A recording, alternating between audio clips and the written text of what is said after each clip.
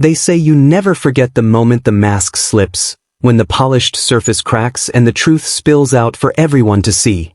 The Ritz-Bellington was the kind of place where the air smelled like citrus and money. A place where bellhops moved like ghosts, floors gleamed like glass, and the staff knew how to disappear before you even realized you needed them. It was a palace for the rich, a fortress of comfort for the powerful. And on that rainy Thursday morning, Eleanor Whitmore sat in the center of it all, draped in pearls, her voice like a knife. She was furious. "Excuse me. I said almond milk," she snapped, glaring down at the young black waiter who stood silently holding her coffee. "Are you even listening, or are you just here to collect a paycheck?" The waiter, tall, quiet, early 20s, stood still. His name tag read Andre. His hands didn't shake. Not even when her voice cut through the hush of the dining room like broken glass. But his eyes, they said everything. "I'll get you a new one, ma'am," Andre said calmly, turning away. Eleanor wasn't done. She raised her voice, loud enough for other guests to hear. "Typical. No manners. No education. This is why we can't have standards anymore." People turned. Some looked away. Others watched with their phones half raised, hesitating. Andre paused. Just for a moment. Not in fear. But something else. Fatigue maybe, the kind that sinks into your bones. Then he walked away. That should have been the end of it. But it wasn't. Because 24 hours later, Eleanor Whitmore's perfectly powdered face was on every major news channel. Not for her jewelry line. Not for her luxury real estate empire. Not for her charity ball scheduled that weekend. It was for the photo. The blurry security cam still. The one that showed Andre Bishop, yes, that waiter, tackling a man in the hotel parking garage. The man who was dragging a young girl by her wrist. The girl who'd been reported missing less than an hour earlier. The girl who, as it turned out, was Eleanor Whitmore's granddaughter. The same woman who'd humiliated him. The same woman whose coffee he just calmly walked away to remake. The caption under the news article read, "Waiter saves child from abduction at 5-star hotel, suspect in custody." And just like that, Eleanor's world began to unravel. Because this wasn't just a story about coffee. Or manners. It was about judgment. Power. Silence. And the people we think are invisible, until they become impossible to ignore. This is the story of what really happened that day. Of who Andre Bishop was. Of how one moment of cruelty collided with a moment of courage. And how everything changed because of it. You won't believe how deep this goes. You won't believe who tried to cover it up. And you definitely won't believe what Eleanor does next. But by the time you reach the end, one question will linger in your mind. What would you have done if the person you looked down on was the one who saved your world? If you're ready for the full truth, hit the subscribe button now. Also turn on notification because every click from you helps us to keep bringing real stories, raw truths, and voices that matter to your screen. Tell us, have you ever judged someone before knowing their story? Drop your thoughts in the comments. Like the video. Share with friends and watch till the very end. Because this story, this one will stay with you. The morning began with rain. Not the romantic kind that lightly taps windows, but the thick, drenching type that turned umbrellas inside out and made the pavement glisten like oil. Bellhops at the Ritz-Bellington were soaked within the hour, their polished smiles losing their edge as they opened car doors for guests in designer raincoats. Inside the hotel's gold-trimmed lobby, all was calm. Strings of soft piano music floated through the air like perfume. Chandeliers shimmered. The floors were spotless, waxed to a mirror finish. And in the corner of the grand dining room, Eleanor Whitmore was seated at her usual table. Every Thursday morning at 8 a.m., without fail, she appeared, always in pearls, always in pale blue, and always with a sense of entitlement so sharp it could cut glass. Her schedule was a ritual. She'd sit, order her almond milk latte, flick through her emails, and then make phone calls loud enough for everyone to overhear how important she was. Today was no different. Except for one thing. The waiter. Andre Bishop had only been working at the Ritz-Bellington for 6 weeks. Fresh out of college, still figuring out whether to pursue his art or pay his bills. He chose the latter like most did. The Ritz was known for 3 things: luxury, legacy, and silence. Employees spoke when spoken to, bowed when thanked, and disappeared when dismissed. Andre had learned quickly. He didn't talk unless required. He didn't smile unless the guest did. And he definitely didn't let things get under his skin. Until Eleanor. She snapped her fingers when he approached. Finally, she sighed, eyes never leaving her tablet. Almond milkla. Extra foam. Not too hot. You'll remember this time? Andre nodded, replying evenly. Yes, ma'am. He turned and made his way to the espresso bar, weaving between tables of polished silverware and murmuring millionaires. Behind the counter, barista Jordan raised an eyebrow. Let me guess, Jordan said under his breath. Queen Whitmore? Andre gave a small shrug. The usual. She's still talking to herself like she owns the air? Louder today. Jordan smirked, steam hissing from the milk wand. Man, I'd lose my job. Couldn't do what you do. Andre didn't answer. His hands worked automatically, grind, pull, pour. Coffee into the cup, almond milk gently frothed. His movements were precise. He wasn't just making coffee. He was preserving peace. He placed the drink on the tray and carried it to Eleanor's table. And that's when everything went wrong. Eleanor took one sip, then froze. Slowly, she looked up at him as if he'd just handed her a cup of poison. This is not almond milk, she said sharply. Andre blinked. I used the almond milk container, ma'am. She placed the cup down with theatrical precision. Do you think I don't know what almond milk tastes like?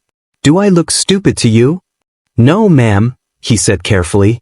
I can remake it. Oh, you will remake it? She hissed. Her voice grew louder, slicing through the room. This is exactly what's wrong with service these days. No one pays attention. It's like talking to a brick wall. Chairs shifted. Guests looked up from their plates. A man in a suit glanced at his wife. Two teenagers stopped scrolling their phones. Andre stood still. I apologize, ma'am, he said, reaching for the cup. Eleanor wasn't finished. Don't apologize. Learn to listen. Honestly, they'll hire just anyone these days. What's your name? I'll be speaking to management. Andre's jaw tightened, just slightly. He handed her a fresh napkin. Andre, ma'am. She scoffed. Figures. The silence that followed was deafening. Andre turned and walked away. But what he didn't see, what Eleanor didn't notice, was the older woman 2 tables over, reaching for her phone. She had gray hair pulled into a bun, and her hands trembled slightly as she tapped the screen. The video was only 18 seconds. But it would be seen by over 4.2 million people in 24 hours. In the break room, Andre sat with his head against the wall, his apron loosened. His shift was almost over, and the rain hadn't let up. A trickle of water leaked from the corner of the ceiling onto the tile. Drip, drip, drip. He wasn't angry. Not really. He was tired. Tired of smiling when it wasn't deserved. Tired of apologizing for things that weren't wrong. Tired of being looked at like he didn't belong in places he'd worked hard to reach. He stared at the floor for a long moment before pulling out his phone. One missed call from his sister. One from his mom. He texted back. Working late. Love you both. Then he tucked the phone away. What happened next would make headlines. But right now, Andre didn't know that outside, in the parking garage of the Ritz Bellington, a man in a dark hoodie was walking too fast. And a little girl was struggling to keep up. Her hair was in pigtails. Her hands flailed. Her small voice cried, "Let me go." But no one heard. Not yet. Not until the elevator doors opened. And Andre stepped out. The elevator doors opened with a low chime, echoing through the dim concrete cavern of the Ritz Bellington's underground parking garage. Andre stepped out, the scent of rain and motor oil sharp in the air. The storm above had chased most guests indoors, leaving the garage unusually quiet, just the steady drip of water from ceiling pipes and the occasional hum of a luxury car engine cooling down. Andre adjusted his jacket, pulled his hood tighter, and stepped into the shadows of the structure, heading toward the employee entrance. He wanted nothing more than to get home, put on music, and forget the sting of Eleanor Whitmore's voice. But as he walked, something made him stop. A sound. It was faint, So faint he almost missed it, but it wasn't the kind of sound that belonged in a quiet garage. It was a voice. High-pitched. Frightened. No. Let me go. Andre's head snapped toward the far corner of the garage, past the expensive sedans and SUVs. The voice came again, desperate, muffled. Then he saw movement. A man, tall and lean, dressed in a dark hoodie and jeans, was dragging a little girl across the concrete floor toward a black van with no plates. Andre's blood froze. The girl couldn't have been more than 6 or 7. Her pink backpack dragged behind her. One shoe was missing. Tears streaked her face. She screamed again. Andre didn't think. He didn't hesitate. He ran. "Hey!" he shouted, his voice booming off the concrete. The man flinched, cursed under his breath, and yanked the van door open. Andre sprinted. The kidnapper shoved the girl toward the van's open door, but Andre was faster. He reached them just as the girl's foot lifted off the ground. He tackled the man hard, full force, knocking them both to the pavement. The man grunted, elbowing Andre in the ribs, but Andre held on. Years of high school football kicked in. Adrenaline blurred the pain. The girl scrambled away, sobbing. Andre got the upper hand. He landed a punch that sent the man stumbling, then shoved him against the van. But the man was slippery. He pulled a blade from his waistband and slashed wildly. Andre jumped back, the tip of the knife grazing his arm. He hissed in pain, but didn't fall. Then, tires screeched. A car. Headlights beamed down the row. The valet manager's red Lexus skidded to a halt, horn blaring. The man bolted. Andre gave chase, but the kidnapper vanished into a side stairwell before security could reach them. In the confusion, the little girl curled into a ball near a support beam, shaking uncontrollably. Andre ran back to her, kneeling. Hey, it's okay. You're safe now, he said, gently offering his hand. Her eyes were wide with terror, but slowly she took it. Within minutes, hotel security and paramedics were on the scene. The valet manager, pale and wide-eyed, kept asking Andre if he was okay, if he needed a hospital. Andre refused. His arm bled through his sleeve, but he wouldn't leave the girl. "Do you know your name?" he asked softly. She nodded, sniffling. "Lila. Can you tell me who you're here with?" "Mommy.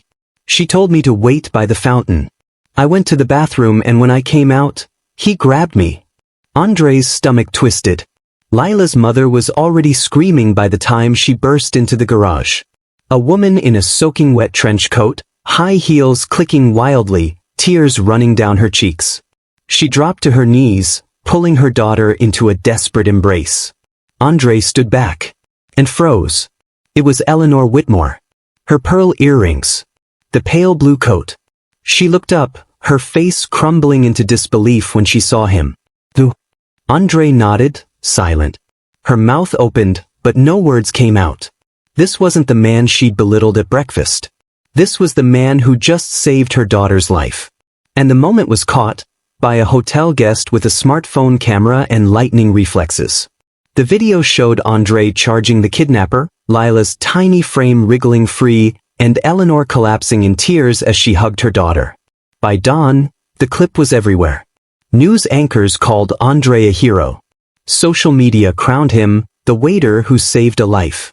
Headlines screamed, "Black waiter rescues millionaire's daughter from abduction at Ritz Hotel." But Eleanor said nothing.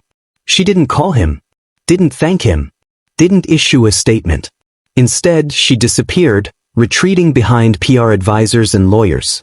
Meanwhile, Andre was offered interviews, talk shows, even a job offer from a local nonprofit focused on community safety. But he stayed quiet, for now. Because what happened next would change everything. 3 days later, a journalist dug up a police report. The same kidnapper had been seen near a public park 2 weeks earlier. Witnesses said he had followed another child, but when a bystander called police, no one came. No officer filed a report. Then another article dropped. The van, the one used in the abduction attempt, had been impounded months ago. It was supposed to be locked in a city lot. But someone had released it. No paperwork. No chain of custody. Nothing. And the person who authorized the release? Eleanor Whitmore's brother. A city official with power, access, and a long list of buried scandals. The story was no longer about a heroic waiter. It was about a system that protected the elite and almost cost a child her life.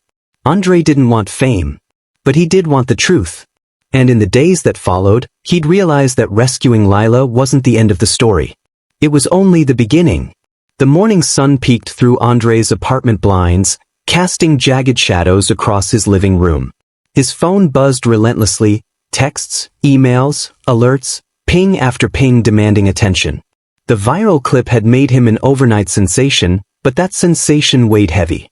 He didn't sign up for any of this. Still, he couldn't ignore the headlines, or the creeping sense that his hero moment brought more than praise. He stripped the bandage off his arm in the cramped kitchen. The wound had scabbed nicely, but the ache remained. Every movement a faint reminder of the garage confrontation. He stared at the cut as though it could answer questions he couldn't yet ask. Questions like, why did Eleanor's brother get that van released? Who else had known? A knock at the door jolted him. Standing outside was Marisol Alvarez, the homeroom teacher who had discovered the initial video. Marisol, he said, opening the door. He didn't offer a hug. Too much felt off. Too exposed. Instead, he let her step inside. I've been trying to reach you, she said. Her voice was softer than the story she'd aired. This is bigger than a rescue, Andre. He nodded and led her to the sofa. She paced. I verified the van's chain of custody. It was impounded. Then it was released with no paperwork. The lot manager says, quotes, someone with influence requested it. And they got it. He clenched his jaw. Who? Marisol swallowed. Records show it was authorized under Richard Whitmore's access code. Andre's breath caught. Eleanor's brother, powerful, connected. And clearly, someone else saw it, Marisol continued. A security guard from the lots gave me surveillance footage. The release happened late at night. No signature. Just Richard's badge swipe. The footage, it's missing 5 seconds. He felt a fist tighten in his gut. Missing footage meant intent. Marisol asked, almost whispering, what are you planning? Andre sat heavy. He stared at the window, a man's world reflected back at him. I want the truth, he said finally. Lila deserves that. Outside, tension built. The Whitmore family began their public retreat. Eleanor's spokesperson released a statement. We are deeply grateful to Mr. Bishop for his courage during a traumatic event. We ask the media to respect our family's privacy while we heal. The public rallied behind the #ThankYouAndre trending campaign. But Andre felt the statement was scripted, stilted, half-hearted. Later, he met with a local attorney, Ms. Denise Clark, small firm, big heart.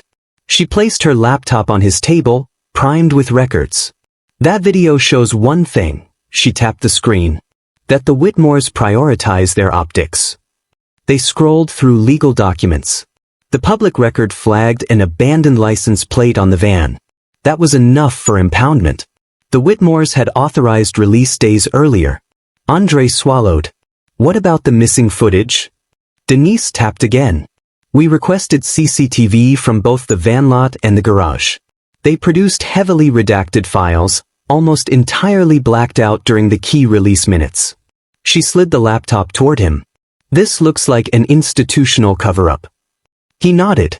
I want to file a FOIA request. A civil suit against the van lot.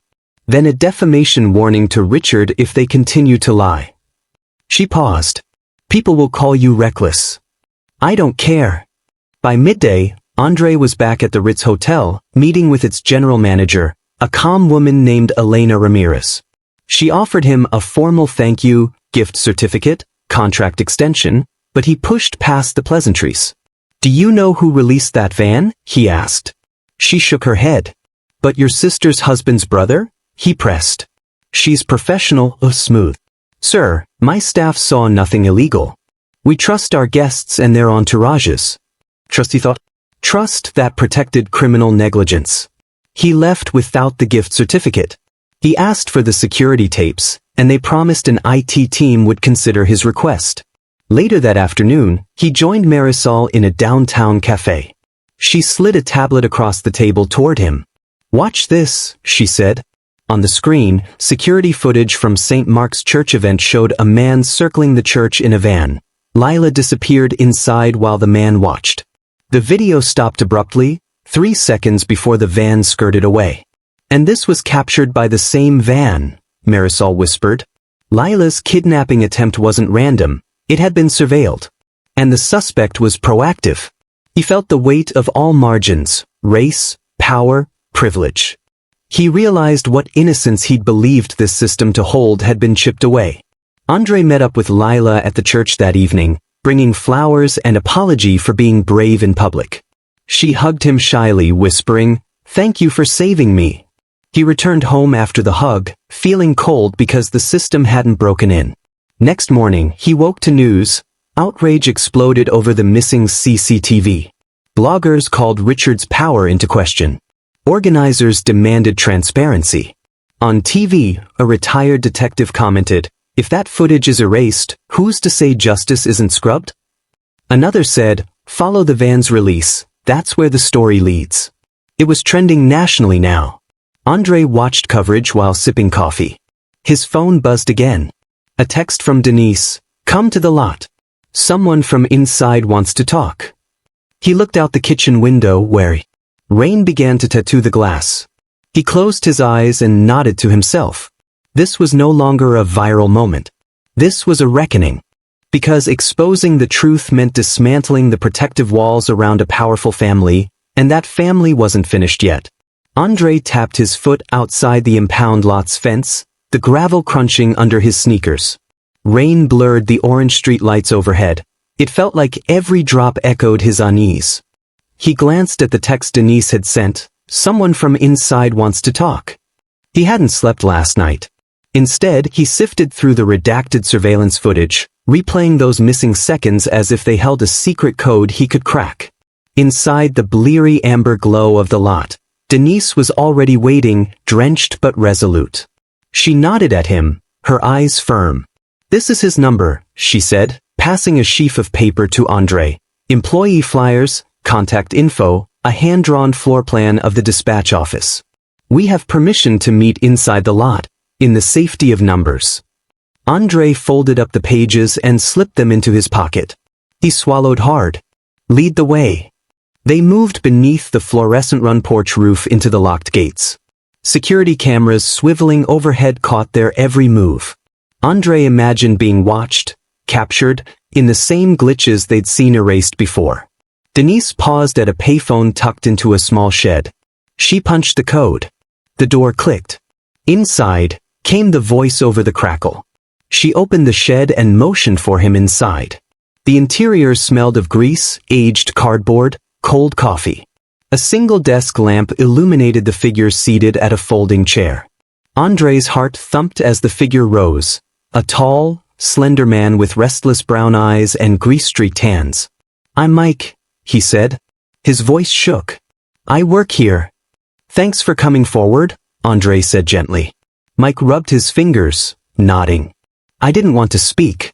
I lost my job once for saying too much. I saw things I can't unsee." Denise crossed her arms. "Go on."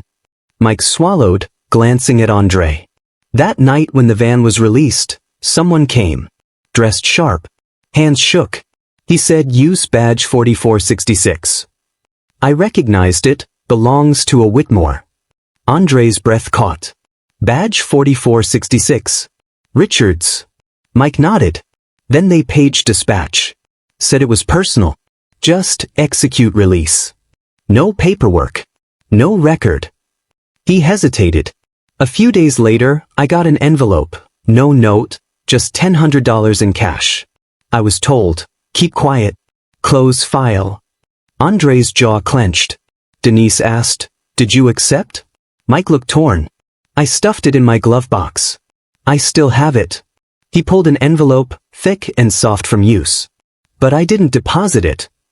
He looked at Andre. "I want to help." Andre's chest tightened. "If we have this, we can connect the dots. Badge, van, missing footage." Denise leaned forward. "We need timestamps. We need him, whomever paid, to show intent. Money is proof." Mike swallowed. We can trace where it came from. Andre's mind raced. Bank records? Cash it was, Mike shook his head. But I know the lot manager. He's crooked. He'll verify I didn't take it and where it came from. Andre nodded. A plan forming. All right. We protect you. Under subpoena. You testify. Expose the lot manager, Richard, whoever else. Mike looked at them both. I just want it stopped. Andre put a reassuring hand on Mike's shoulder. That's enough, he said. They exited the shed, quiet, determined. Rain pelted the metal roof as they stepped back into the lot under surveillance lights. Denise whispered, "We need more." Andre scanned the lot. Mechanics working on impounded vehicles. Tires half dismantled. Among them, the white van sat to the side, its side mirror broken, hood slightly chipped.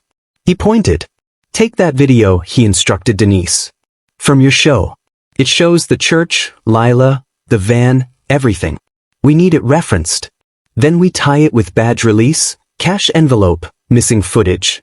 Denise nodded, pulling out her phone. They recorded the scene, the van, the quiet pressure of a looming story. Later, when they stepped outside, soaked and tired, Denise said, "This is enough to go public. Call Jada Banks." Andre rubbed his face. Already did. She's prepping an exclusive. Rain fell harder. Andre inhaled. So, we go heavy. Denise froze. Are you ready? He stared at the wet pavement. I have to be. He grabbed her arm. Because Lila matters. Because this story matters. Because all this pain needs justice. They walked out side by side, soaked but resolute. Andre watched from the shadows as Jada Banks, community journalist turned national firestarter, broadcasted the damning exposé. The clip showed Lila's rescue, the editor's tearful admission, and Mike's stolen envelope all laid bare.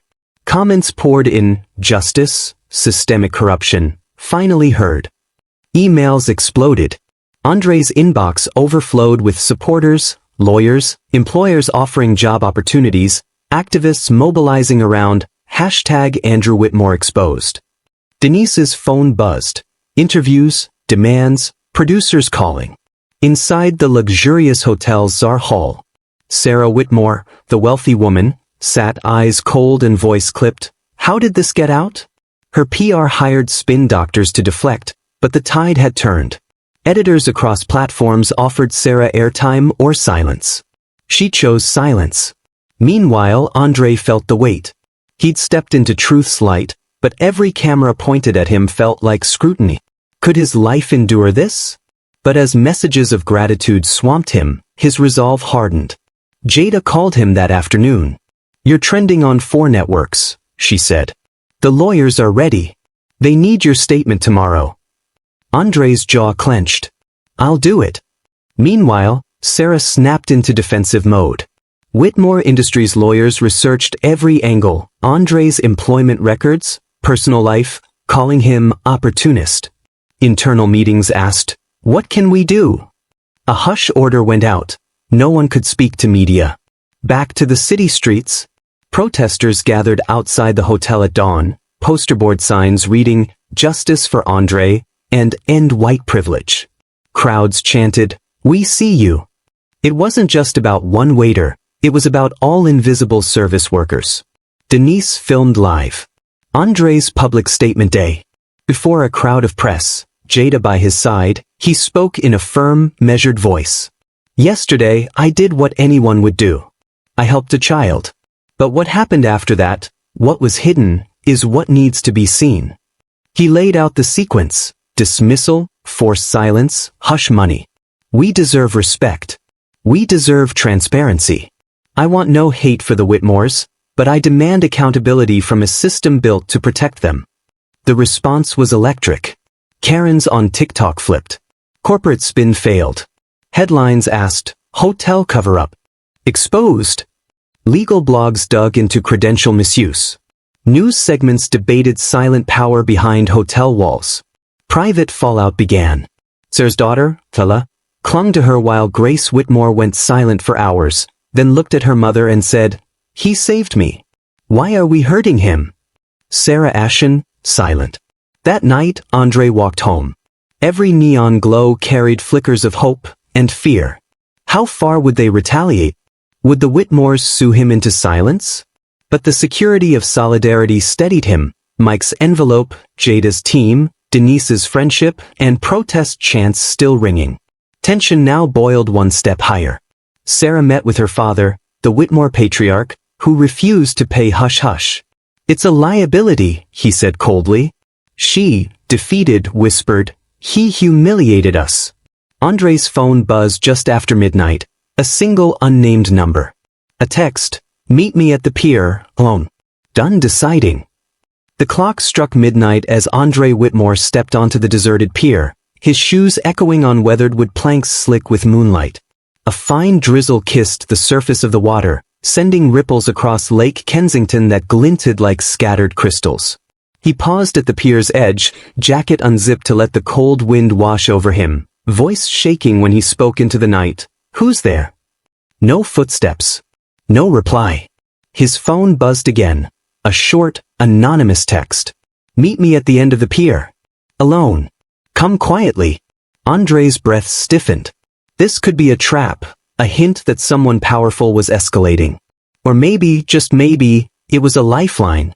He scanned the shoreline. No lights. No movement. Just distant sirens and the lapping of waves. Tibet, who's this? What's this about? Seconds passed. Then, "You know why you're here." Last chance to walk away. Andre swallowed. He'd already walked into the fire. Walking away was no longer an option. Not for Lila, not for thousands of service workers, not for himself. He texted, "Fine. I'm here. Show yourself."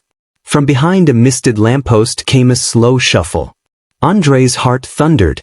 A woman stepped into the dim glow, a thin silhouette huddled in a trench coat, battered umbrella hanging in her hand.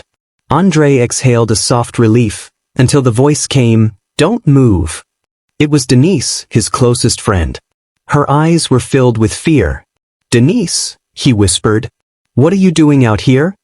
She closed the distance at a jog, voice hurried. "I got your message. Someone sent it from your phone. They're luring you out here." She unbuttoned her coat to show a recorder in her hand. "It's Jada's idea. We need to talk, but not around your phone." Andre's back stiffened at the mention of Jada. They'd planned to speak publicly. But this clandestine meeting, he felt both smarter and more vulnerable than he'd ever been before. They moved to the pier's railing. Denise's voice trembled. "They sent it to your phone. Someone's messing with us. Do you think it was the Whitmores or their lawyers?" He looked out at the water, chest tight. "Maybe. Think about it. We exposed them. The spin doctors are losing. They do anything to shut us down." Denise hugged herself against the chill. "We've got to be 2 steps ahead. They're dangerous, and they have power here." She explained what Jada had uncovered. Multiple padded hush money transfers to the hotel chain's PR director. A secret email from the Whitmore legal team ordering internal silence. Hidden guidance on how to frame Andre as an opportunist if the press turned. It wasn't just public image, they were weaponizing it. "Tonight," Denise said, "we need proof. Not PR leaks. Not social media scorekeeping. Hard documents." Andre nodded. He'd expected this. "How?" Denise's eyes shone. "Sarah Whitmore has a nighttime routine. Every Sunday she leaves the hotel after midnight. Usually alone, heading toward her yacht moored in Dock Zone 3. That's where some of those hush money transfers are generated. I tracked them in the code." His breath caught. If they could record that rendezvous, it would show purposeful collusion and guilt. "You want us to stake out Dock 3? He asked, voice low. She nodded, bitten lip steady. "We wait. We record. And then we publish, real-time, breaking, no time to bury it." Andre looked back at the pier's end, empty, but heavy with meaning. "When?" "Tonight," she said. "It's now or never." The darkness pressed in. Minutes later they crept to the car, Denise's house keys jingling in her pocket. Rain sharpened around them. Back at the Blue Monarch Hotel, an opulent glass tower by the water, Sarah Whitmore's footsteps barely made a sound on the marble foyer. She passed sympathetic glances from staff, maids, valets, managers, all trained to avoid speech. Her face was cold flash of poise, but her heart hammered. She had hoped the media storm would burn out. But every news cycle rehashed Andre's heroism, Whitmore cover-up, student's daughter saved.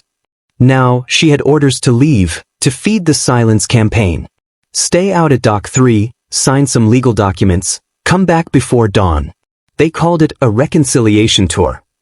To her, it felt like facing a firing squad in slow motion. She saw her reflection in the glass facade, dark eyes, pale makeup, a lady in pearls and regret. She believed she was protecting Lila. But last night Lila had said, "He saved me. Why are we hurting him?" Those words haunted her sleep. The dock was shrouded in fog, lit only by distant cranes and moored vessels.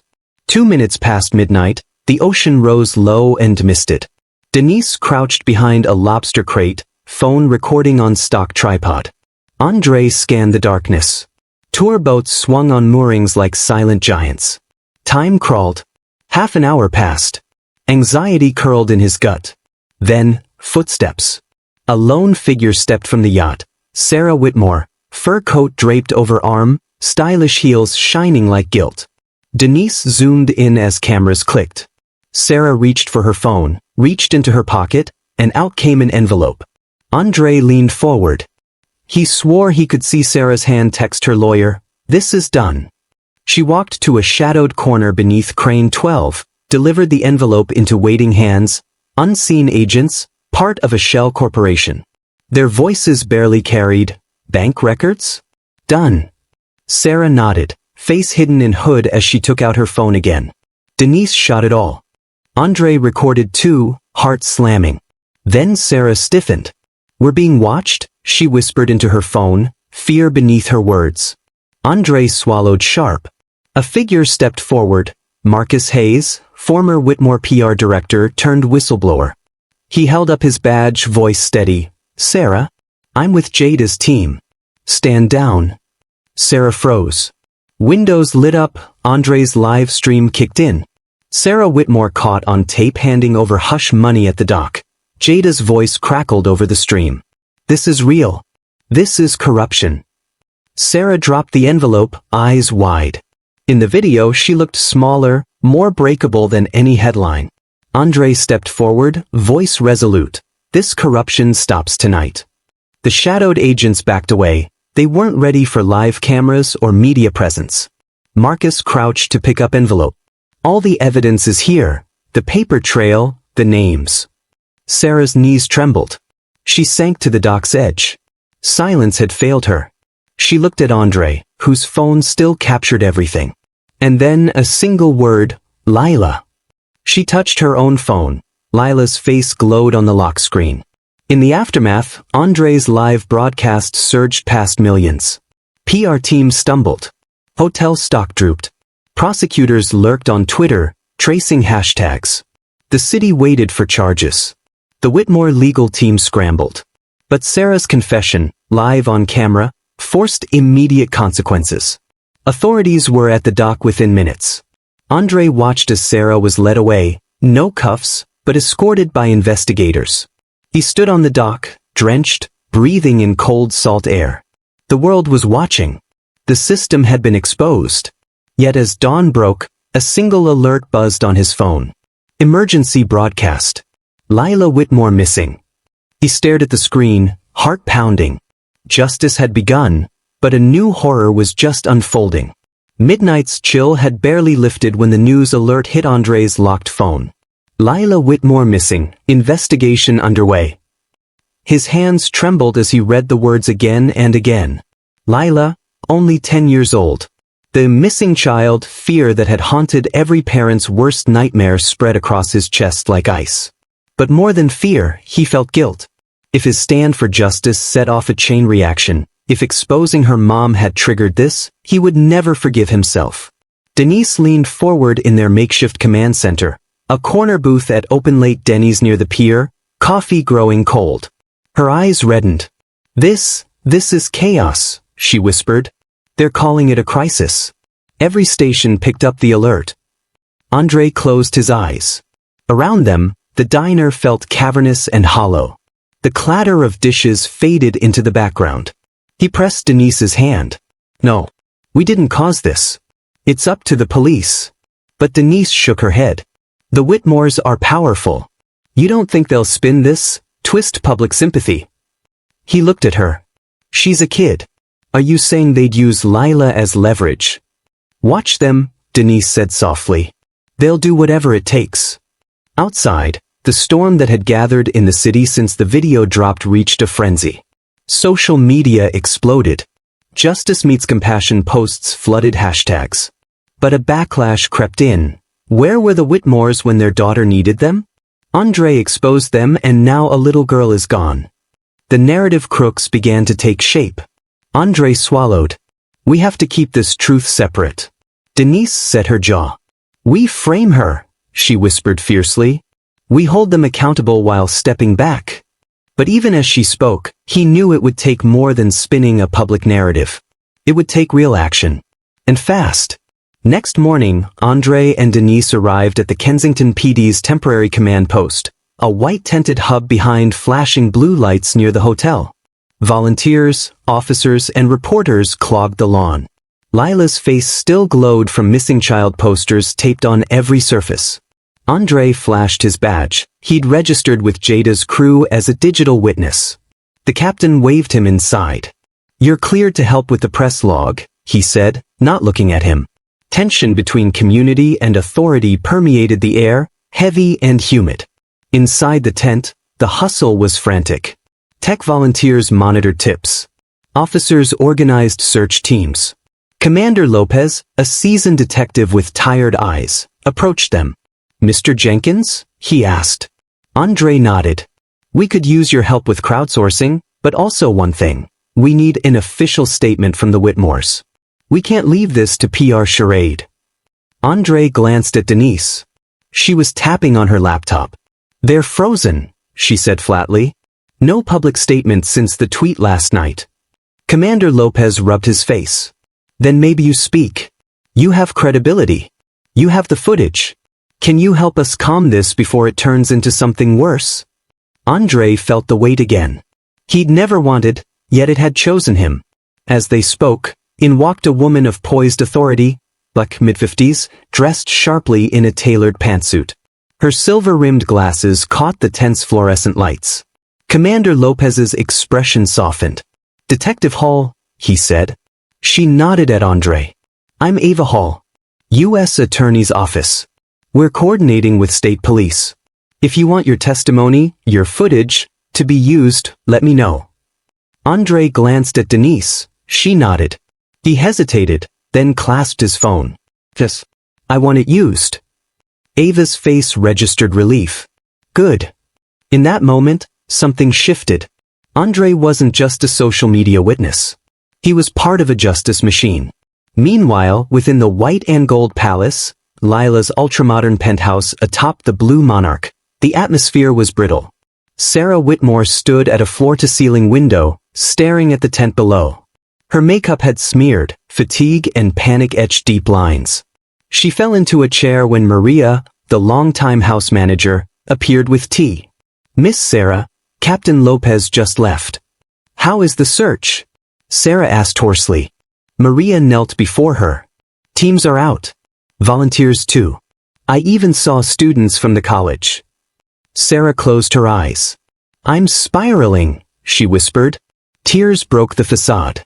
Maria reached out, then pulled her glove-clad hand back, fearful of touching soiled virtue. Instead she offered a tissue. "I'll bring a statement," she said. "To Commander Lopez." "No, before noon." He asked for it. Sarah nodded, closing her laptop where a drafted statement awaited, empty pleas and formal regret. She couldn't sign it. It wasn't true. Her son, Daniel, rushed in, a tall tween in a designer blazer. He paced, voice shaking. "Mom, what's happening?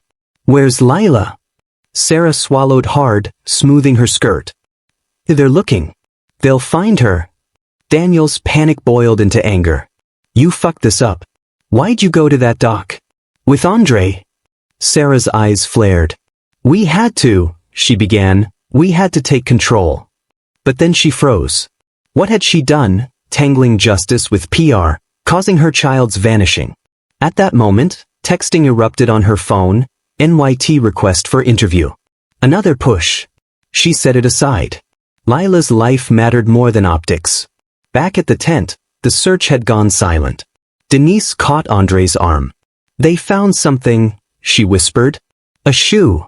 They followed her to a police cordon near Lakeside Park. Yellow tape flapped. Lila's white patent leather Mary Jane lay in the grass, scuffed and alone. A collective hush fell. Items were being bagged, an apple core, a torn drawing of her family, only Lila's drawing, not Daniel's. Andre knelt beside the shoe.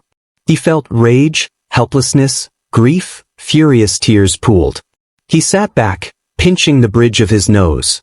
Commander Lopez approached. "We're following every lead." Cameras, phone pings. Denise's grip tightened around his elbow. "Andre." He looked up, meeting her eyes. "We're not stopping." That afternoon, Aaron Whitmore, the family's lawyer, arrived at the command post. Tall, preternaturally calm, fastidious cufflinks. He handed Commander Lopez a thick folder, an alibi claim for Sarah, phone records, boat manifests, ferry ride tickets, all showing Sarah and Daniel on a different part of the harbor until late. "Mrs. Whitmore never left surveillance range," Aaron said softly. "Please make sure the records are checked." Commander Lopez nodded, but soon after, Detective Hall motioned him aside. "We have footage that shows her at Dock 3 at 12:20 a.m. envelope in hand." Aaron's expression remained calm, but sweat glistened at his neck. He swallowed, nodded. Hall turned to Andre. "We're viewing the dock footage next. You'll be asked to identify." Andre's heart slammed. News crawled across screens. Lila's kidnapping dominated the evening broadcast. Protesters had gathered outside the Blue Monarch, candles and pamphlets shining in dark lobbies. Social media was erupting with hashtag #FindLila, hashtag #KidnappedOrc. Blame. The story had shifted again, and now it pointed toward the hostage's home. The clash of truth and privacy.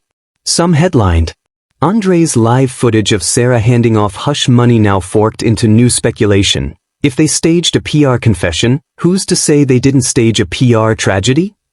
Denise and Ava Hall convened a small strategy meeting with Commander Lopez. "We push for public record release on Sarah's movements," Ava said. "The more clarity, the less sedation of rumors." Denise took notes, face rocksteady. "We also need to share the envelope receiving footage from the dock. Public control is key." Lopez nodded. "Agreed. I'll request clearance." Suddenly the sky darkened, thunder rolling as rain began to patter. Back at the penthouse, Sarah paced by Lila's closed bedroom door. She'd played Lila's lullaby for hours. No reply. Daniel had drifted asleep in tears. She thought, if I can't protect her, I'm nothing. Outside, the media tent flickered with footage, updates, cries. Andre counted the seconds, watching the dry run of a live stream that would air with the envelope scene at midnight. At that dock, in the background, a figure appeared, someone only Denise caught. A second envelope changed hands. Not Sarah's. Someone else's. Denise zoomed in. Andre peered. The figure's haircut, tall frame, it was Daniel Whitmore. Heart pounding, he stepped back. "He's there," he whispered. The live stream hit midnight. "We go live in the..." Denise whispered. On screen, Sarah's envelope handoff, cited as first proof. Then zoom out. Daniel emerged, walking away with a second man, carrying another envelope. Text overlay, was Daniel delivering hush or evidence? Who else is involved? The stream cut before the answer. Andre stared at the screen, breathing shallow. Because justice had been served, but secrets had just deepened. The tangled truths of that stormy night at the dock left its mark, seeping into every corner of Andre and Denise's world. Their sense of victory, Sarah Whitmore's envelope handoff caught on camera, had turned into uneasy triumph. Because hidden within that same scene, nearly unnoticed, was Daniel Whitmore. And in his grasp, another envelope, another secret. Denise leaned forward over the glowing monitor. "Look again," she murmured, her finger tracing Daniel's shape, tall, lanky teen with cropped hair, dressed in a school blazer.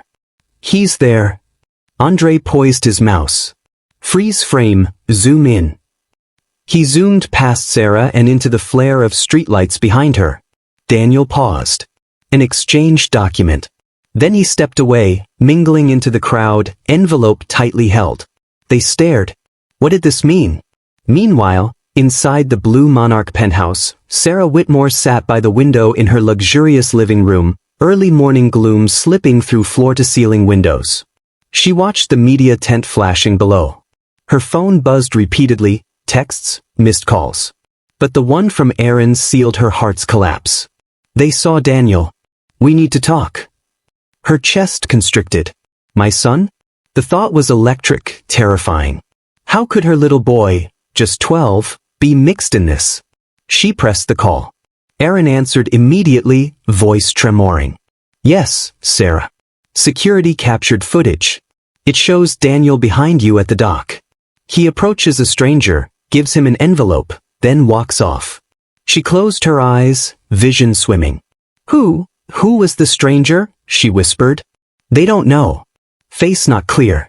Could be a man of interest. Tears fell. Daniel's betrayal felt like a death. Downstairs, in her bedroom, Daniel Whitmore sat on his neatly made bed, school books forgotten beside him. His eyes were red, glassy. In his hands, the envelope, burgundy with crisp edges. In his mind, Lila's last words, be brave, be careful. He'd taken the envelope from his mother's purse as she packed to leave the house in a hurry the night before. He'd thought it needed to go. He had no idea what was inside, just that it mattered. Now he realized what he'd done. He sank onto his knees, clutching it against his chest. I didn't know. There was a knock. He looked up to see Sarah standing at the door. She moved slowly forward. Daniel, she said softly. Tell me. He opened his mouth. Quivered. Then sound broke out in sobs. Sarah sat beside him. She felt his pain as her own. One envelope could shatter everything. Back in the command tent, Denise and Andre huddled around Ava Hall, the U.S. attorney. They watched zoomed footage. Daniel handing off the envelope was clear, but how to interpret it? Ava pursed her lips. We have to stay careful. This boy isn't a suspect. We don't want to destroy a child's life. Denise frowned. But the world will spin it that way. Ava nodded. We need context. Evidence. Why would he do it? For innocence or conspiracy? Andre cleared his throat. Maybe he was protecting someone. Maybe he thought it was part of protecting Lila, or Mom. Ava steepled her fingers. If we handle this wrong, PR swamps justice. We need control. In the Whitmore living room, Sarah held Daniel's hand. He told her everything, taking the envelope, copying Mom's motions, handing it off. I just wanted to help, he whispered. I didn't want her to be alone. Sarah listened, horror and maternal pride and heartbreak spiraling. She wrapped him in her arms. Oh, baby. He cried like a frightened animal. She realized everything she had tried to control, the PR, the legal moves, indirectly led to this moment. Her fear of scandal blinded her to Daniel's vulnerability. She stiffened, decided, no more lies. She would tell the truth. By midday, #FindLila had evolved into #DanielInTheDock. Social media erupted. News anchors speculated, what envelope? Why Daniel? Is he part of the conspiracy, or the victim? Denise sent alerts to Ava, who shut down attempts to paint the boy as criminal. Ava placed a statement to major outlets. We confirm Daniel Whitmore observed in footage. We are investigating, but caution is requested. He is not a suspect. He is a child whose actions warrant context and protection. The backlash was fierce. Spare us Daniel's innocence, some wrote. Poor little trust funder. Others said, release the contents of envelope. Protect the child. But the court of public opinion demanded answers. That afternoon, Sarah and Aaron joined Denise, Ava, and Commander Lopez at the precinct's PR center. Cameras were waiting outside. Sarah's hands trembled, but she squared her shoulders. She took the podium. My son, Daniel delivered an envelope for me. He believed he was helping his sister. He did not know its contents. He did not know its purpose. He is a child, guided by love, nothing else.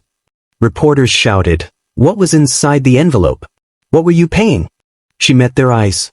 The envelope contained cash intended for search efforts, distributed erratically under intense stress. It was not hush money. It was misguided. "I am deeply sorry for involving my son." She paused.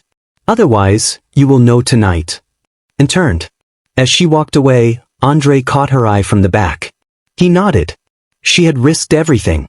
But not everything was hers to save. That night, Ava and Denise watched the playback yet again. Sarah handing off the first envelope. Daniel traveling in the crowd. The files later found, donation to volunteers, printed on envelope's label. Ava exhaled. "We have our truth." Denise reached for her laptop. "We release this." Andre sat in the monitoring room, surrounded by glowing screens. The search for Lila still tugged at his heart. But Sarah's press had provided clarity. The same powerhouse college student whose voice helped him to justice now had a voice of compassion linked to Daniel too. He stared at the screen preparing for release, a 90-second video compilation. First, Sarah's handoff. Second, Daniel's confusion. Third, labeled for volunteers. Fourth, Sarah apologizing. He found himself tearing up. Because he'd witnessed a woman broken and brave. At midnight, the video posted. Silence fell. Seconds ticked by. Comments erupted. Finally, the truth. Moms stand powerful. Lies no longer hide behind wealth. That boy looks worn.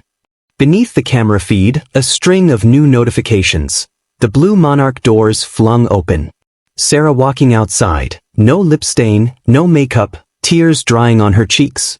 Daniel by her side, leaning into her. No spin. Just two figures walking into blinking cameras, into uncontrolled microphones. She raises her hand, not a signal of arrest, but of defiance, validation. We are telling the truth.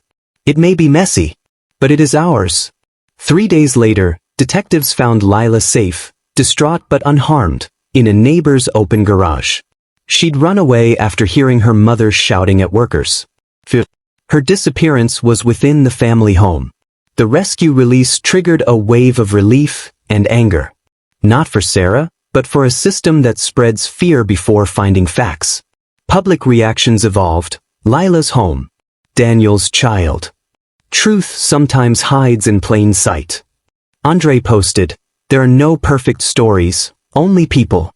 And justice is messy. But it matters." Inside the penthouse, Lila raced into Sarah's arms. Daniel looked up, wringing his hands. Sarah smiled fiercely. "Family again," she whispered. "No more lies." And Andre, watching from his apartment across town, exhaled, "Justice, finally." But he checked his phone. A new alert, envelope chain, third unknown exchange discovered. Who else was involved? He stared, the plate still spinning. The sun broke through the clouds the morning Sarah Whitmore took the witness stand. Outside the courthouse, a quiet protest brewed. Dozens of community leaders, activists, and ordinary citizens held signs not of outrage, but of resolve. No one above accountability.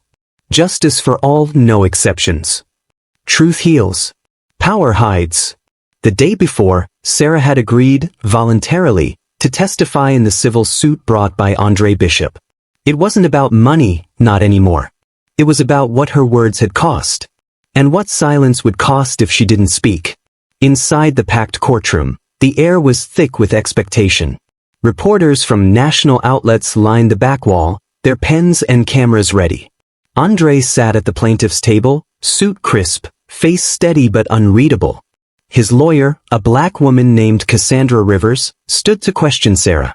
Sarah stepped up, alone, without her legal team shielding her. No designer clothes today. Just a navy blouse, hair in a low bun, eyes bare and tired. Ms. Rivers nodded. "Mrs. Whitmore, do you understand why you are here?" Sarah's voice was soft but clear. "Yes." "Can you tell us in your own words what happened at the Blue Monarch that day?" Sarah closed her eyes briefly. I walked into that restaurant carrying the weight of fear, frustration, and privilege. I was angry. I was scared. My daughter was missing. But instead of compassion, I chose control. Instead of asking, I accused. And I directed all of that toward a man who didn't deserve it. She looked at Andre. A man who, I later learned, saved my child. A quiet murmur spread through the courtroom. Did you believe your actions were justified at the time?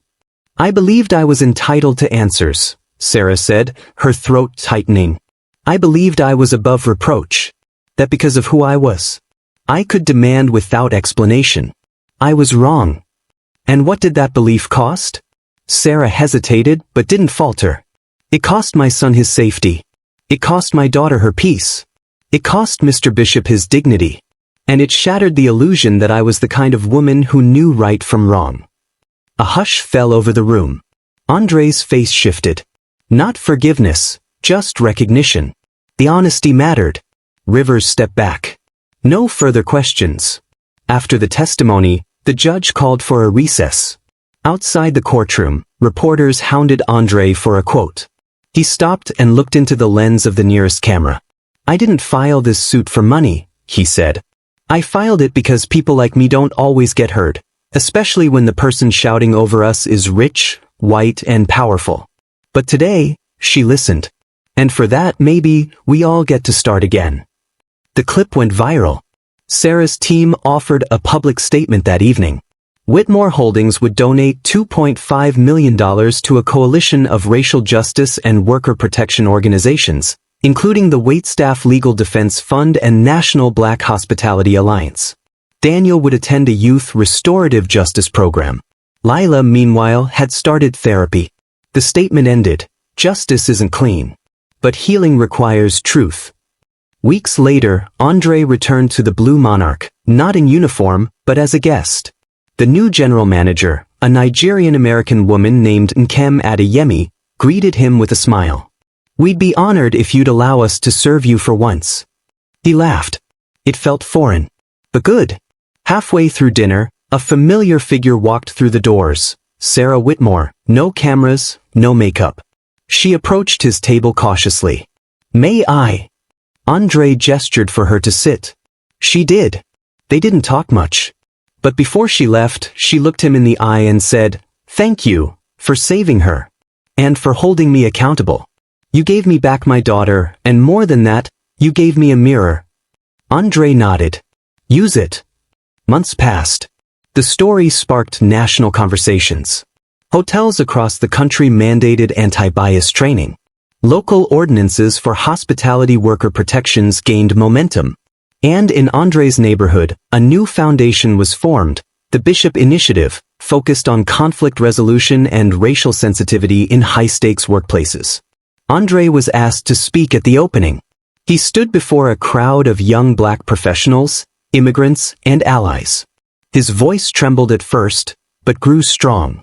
You don't have to be rich to be brave. You don't have to wear a badge to tell the truth.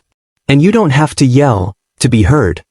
The crowd stood and applauded, not out of pity, but respect. On his way home, Andre stopped by the dock, the same one he had walked Lila past on the day everything changed. She was there. A teenager now, head tucked into a hoodie, sketchpad in hand. She looked up, startled, then smiled shyly. "You come here a lot?" he asked. "It's quiet," she replied. "Feels like the only place people don't ask me who I am." He nodded. Sometimes it's not about who you are, it's about what you choose to do next. She looked down at her drawing. It was of him, standing on the hotel floor, holding a silver tray. Only she'd drawn wings on his back. "You're the only angel I've met who didn't need a halo," she whispered. Andre laughed. "I'll take that. What would you have done if you were Andre? Do you believe Sarah truly changed, or just saved face? And how can society prevent situations like this from happening in the first place? Let's talk. Your voice matters. If you're following this journey, smash that like button, comment, and share it with someone who needs to hear it. Drop your thoughts below. What part hit you the hardest? And don't forget to subscribe for more real stories that challenge, heal, and inspire. Because this isn't just a story, it's a mirror. And we all have to look in it.